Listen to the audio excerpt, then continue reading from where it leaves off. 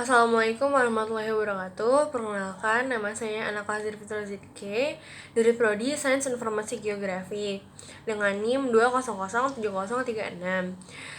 Pada kesempatan kali ini, izinkan saya untuk memaparkan materi mengenai etika pergaulan di dalam Islam.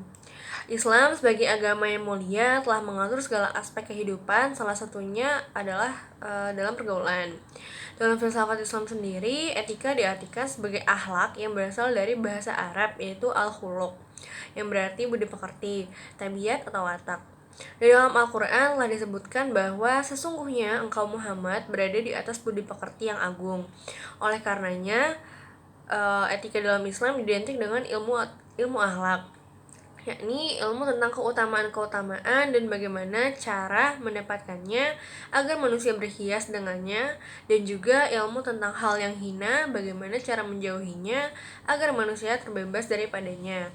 Etika di lain pihak seringkali dianggap sama dengan akhlak.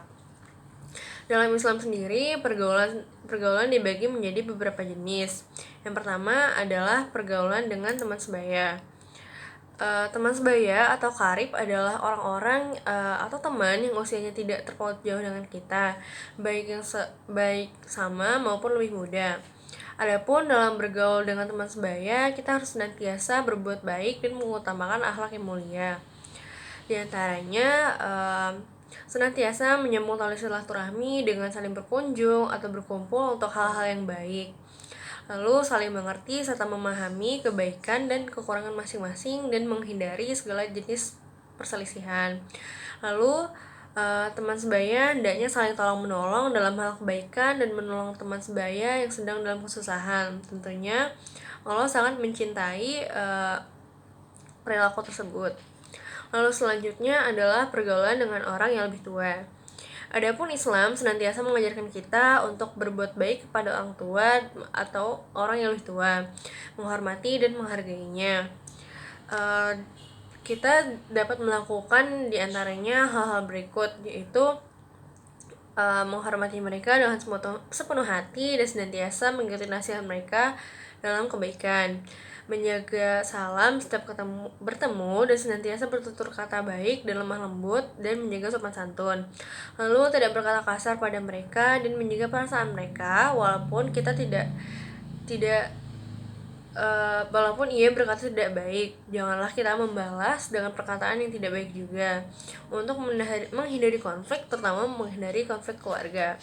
Lalu yang terakhir adalah pergaulan dengan lawan jenis. Hal yang perlu diperhatikan dan juga tak kalah penting dalam pergaulan Islam adalah tata cara bergaul dengan lawan jenis. Islam sendiri telah mengatur pola hubungan antara pria dan wanita serta memisahkan keduanya dengan syariat-syariat yang berlaku. Di antaranya yaitu tidak memandang lawan jenis dengan syahwat atau pandangan nafsu, dan juga hindari memandang lawan jenis kecuali jika benar-benar diperlukan.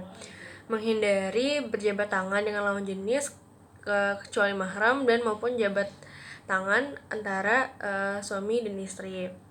Lalu menutup aurat jika bertemu dengan lawan jenis sebagaimana disebutkan dalam hadis berikut, yaitu tidak dibolehkan seorang laki-laki melihat aurat seorang laki-laki lain, begitu juga seorang perempuan tidak boleh melihat aurat perempuan lain, dan tidak boleh seorang laki-laki berselimut dengan laki lain dalam satu selimut baju.